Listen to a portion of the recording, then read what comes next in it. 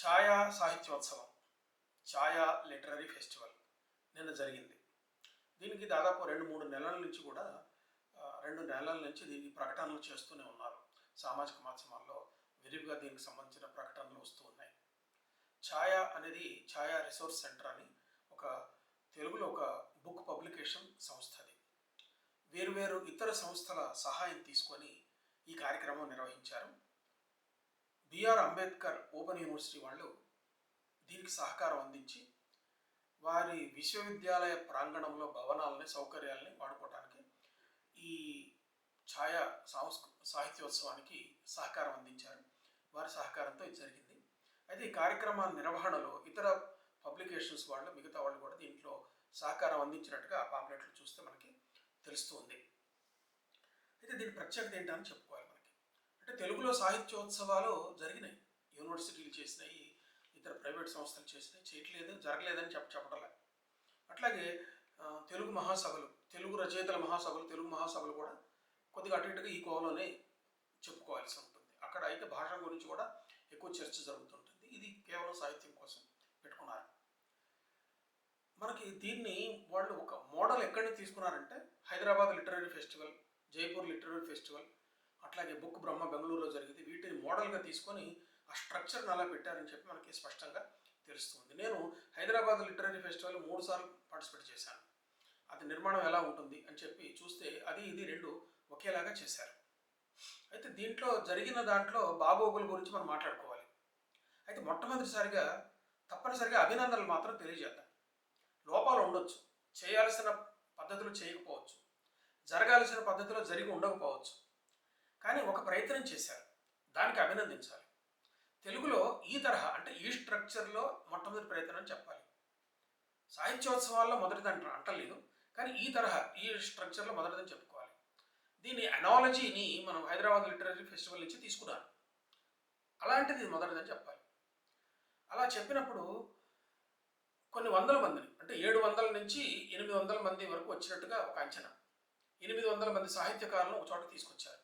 కవులు, రచయితలు, నవలాకారులు, కథకులు, వచన కవులు, పద్య కవులు, ఇలా వేరు రంగాలకు సాహిత్య విమర్శకులు, వీళ్ళందరూ ఈ అన్ని కోణాలకు సంబంధించినటువంటి వ్యక్తులు అక్కడ సమావేశమైనారు. ఒకళ్ళకొకళ్ళు మళ్ళీ ఒకసారి పలకరించుకున్నారు, మాట్లాడుకున్నారు, ఏమేమి రాస్తున్నారు అనుకున్నారు. ఈ మాత్రం ప్రయోజనాన్ని అది సాధించింది. అందుకు ఛాయా ప్రచురణ సంస్థని, మిగతా ప్రచురణ సంస్థలని, అట్లాగే బిఆర్ అంబేద్కర్ విశ్వవిద్యాలయం వారిని ఇందుకు తప్పనిసరిగా అభినందించాల్సినటువంటి అవసరం ఉన్నది. ఇంకా విషయంలో పోతే చాలా పెద్ద కార్యక్రమాన్ని ఒకరోజు కార్యక్రమంగా పెట్టుకున్నారు. దీన్ని మొదటి లోపం అని చెప్పి అనుకోవాలి. ఇది లోపం అని అనకుండా కూడా వాళ్లకు ఉన్నటువంటి ఆర్థిక వనరులను దృష్టిలో పెట్టుకొని కాంపాక్ట్గా ఒకరోజు చేశారని చెప్తే ఇంకా బాగుంటుంది. అలా ఒకరోజు చేసేటప్పుడు ఆ ఒక్కరోజుకు సరిపడా లోడ్ పెట్టుకుంటే బాగుండేది అని చెప్పి నా అభిప్రాయం. తప్పనిసరిగా ఉండదు. ఎందుకంటే putting all eggs in your one bucket అని అంటుంటారు, వన్ బాస్కెట్ అని అంటుంటారు ఇంగ్లీష్ సామెత. It is putting all your eggs in one basket అని అంటాం. అట్లా జరిగేటప్పుడు ఏమైందంటే గుడ్లు పగిలిపోతాయి, పనికి రాకుండా పోతాయి. అలా ఇది జరిగింది. ఇది ఒకే రోజులో దాదాపు 4 ప్యారలల్ సెషన్స్ పెట్టారు.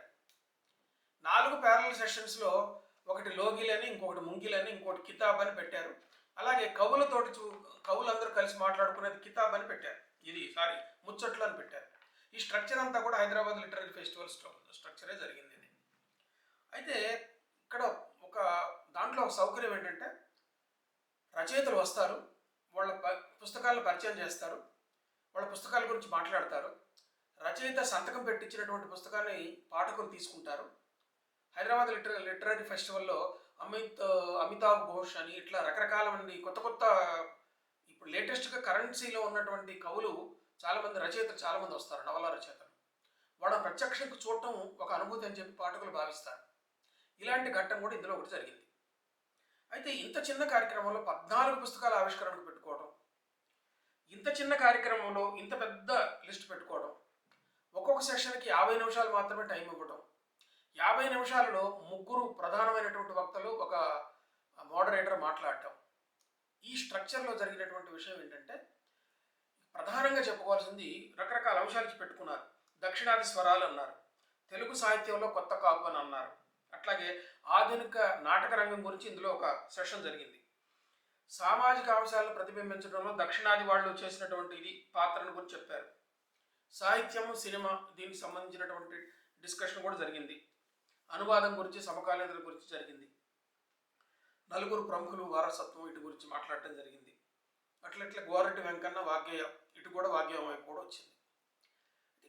ఇంత అన్నీ ఒక చోట పెట్టి చేసేసరికి ఇందులో కనీసం అక్కడ వచ్చినటువంటి ప్రేక్షకులకు, సాహిత్యకారులకి గాలి పీల్చుకునేటటువంటి సమయం కూడా లేకుండా, మధ్యలో ఎక్కడ టీ బ్రేక్ కానీ ఎక్కడ లంచ్ బ్రేక్ కానీ లేకుండా షెడ్యూల్ తయారు చేశారు. ఒక టీ బ్రేక్ ఎవరైనా టీ తాగడానికి బయటికి పోతే ఇంకో సెషన్ వెళ్ళిపోతుంటుంది. సెషన్కి మధ్యలో 5 నిమిషాల వ్యవధి. 10 గంటల నుంచి 10:50 వరకు సెషన్ అయిపోతే, 11 గంటల నుంచి 11:50 వరకు సెషన్ అయిపోతే, 12 గంటల నుంచి 12:50 వరకు మధ్యలో ఒక 10 నిమిషాల గ్యాప్ కూడా, దాన్ని కూడా అవి మార్చుకోవడానికి వాలంటీర్లకు సౌకర్యం కోసం పెట్టుకున్నారు. ఎక్కడ ఏ గ్యాప్ లేదు. వీటన్నిటికంటే ప్రధానంగా మంచి వక్తలనే పిలిచారు. అంటే ఆయా రంగంలో గట్టిగా కృషి చేసినటువంటి వాళ్ళని పిలిచారు.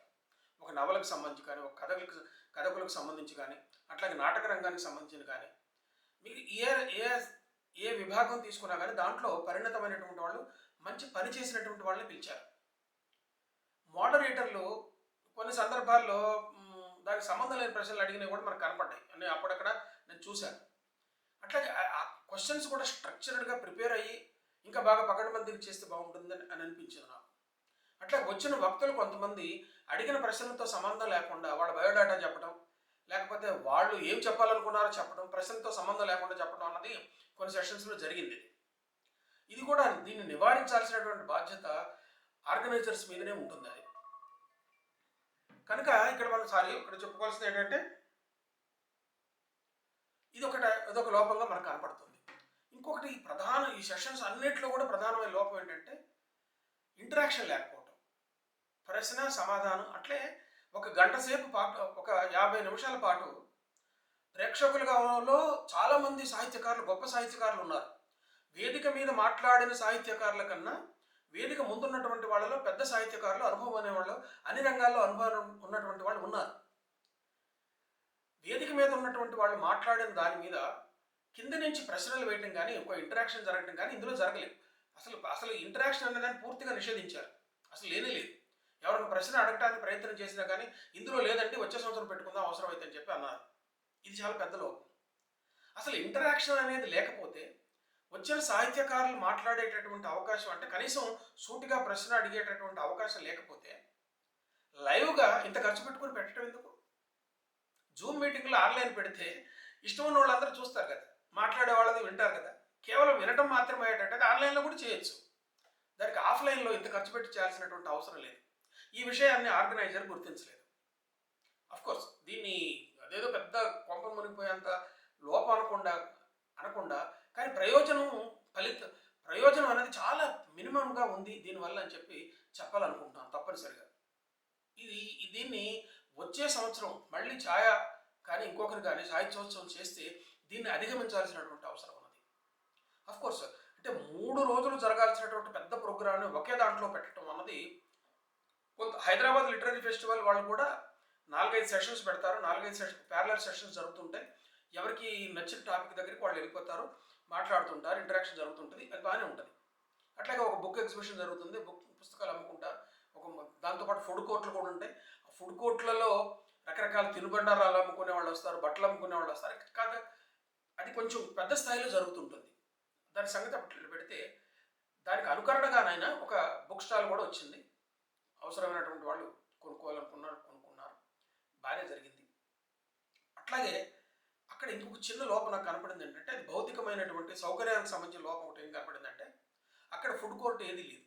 వచ్చినటువంటి దాదాపు 800 మంది వస్తే వాళ్ళు ఒక 100 మందికో లేకపోతే స్పీకర్ల వరకు వాళ్ళు భోజనం ఏర్పాటు చేసినట్టు కనపడింది మాకు. మిగతా వాళ్ళందరూ కూడా బయటకు వెళ్ళిపోయినారు. బయటికి వెళ్ళిపోయి వచ్చిన దాకా మధ్యలో గ్యాప్ లేదు, ఇంకొక సెషన్ వచ్చింది. ఇది అసౌకర్యం. అంటే అసౌకర్యం అనేది ఫుడ్ ఏర్పాటు చేయకపోవడం అనేది అసౌకర్యం అంటలా నేను ఇక్కడ. ఫుడ్ కోసం బయటకు పోయినప్పుడు కూడా ఇక్కడ కంటిన్యూస్ సెషన్స్ జరగటం అన్నది 1:50కి ఒక సెషన్ అయిపోతే 2 గంటలకు ఇంకోటి మొదలైంది. మధ్యలో ఎక్కడ బ్రేక్ లేదు. దీనివల్ల వచ్చినటువంటి వాళ్ళు భోజనానికి పోయినటువంటి వాళ్ళు మిస్ అయిపోయారు. ఇది ఒకటి గమనించాల్సినటువంటి అవసరం ఉంది. ఇంకా మొత్తానికి ఈ కార్యక్రమం మొత్తం మీద చాలా సీనియర్ రచయిత ఆయన ఒక గొప్ప అభ్యంతరాన్ని వెలిబుచ్చారు. అభ్యంతరాన్ని కాదు, ఆయన కొంచెం సీరియస్గానే రాశారు. అట్లా సంస్కారం లోపించిన సాహిత్యోత్సవం అని అన్నాడు. విమర్శించవచ్చు, కానీ మరీ ఇంత దారుణమైనటువంటి మాటను వాడాల్సిన పని లేదు. సంస్కారం లోపించి, సంస్కారం అంటే పెద్ద మాట, అది చాలా విషయాలకు వర్తిస్తుంది. ఆయన అభ్యంతరాలు ఏంటంటే స్త్రీవాదం అని ఉంది, అస్తిత్వవాదం అని ఉంది, అట్లాగే దళితవాదం అని ఉంది, వెనుకబడిన తరగతుల కులాలకు సంబంధించినటువంటి వాదం వస్తుంది, మైనారిటీ వాదం అని వస్తుంది. ఈ ఈ వేరువేరు అస్తిత్వవాదాలకు సంబంధించినటువంటి సాహిత్యం విరివిగా వస్తున్నది. ఈ రోజున తెలుగు సాహిత్యం అంటే నవల కానీ, కథ కానీ, కథానిక కానీ, లేకపోతే వచన కవిత్వం కానీ, పద్య కవిత్వం కానీ, వీటన్నిటి వెనక కూడా ఆయా సామాజిక వర్గాలకు చెందినటువంటి వాళ్ళు వాళ్ళ అస్తిత్వం గురించి రాస్తున్నారు.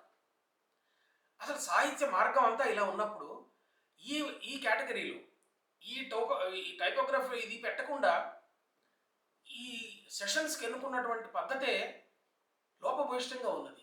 దాన్ని ఆయన ఎత్తి చూపించాడు.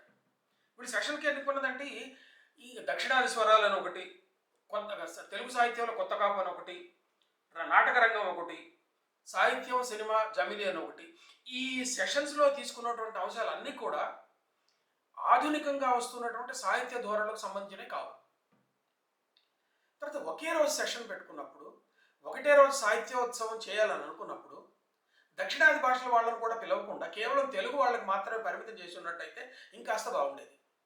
ఈ కొద్దిగలోనే మరీ అంబిషియస్గా కన్నడ వాళ్ళని కొంతమందిని, కన్నడ నుంచి వసుదేంద్రని పిలిచారు, అట్లాగే తమిళం నుంచి పెరుమాళ్ మురుగన్ పిలిచారు, ఇంకా కేరళ నుంచి ఒక లేడీని పిలిచారు.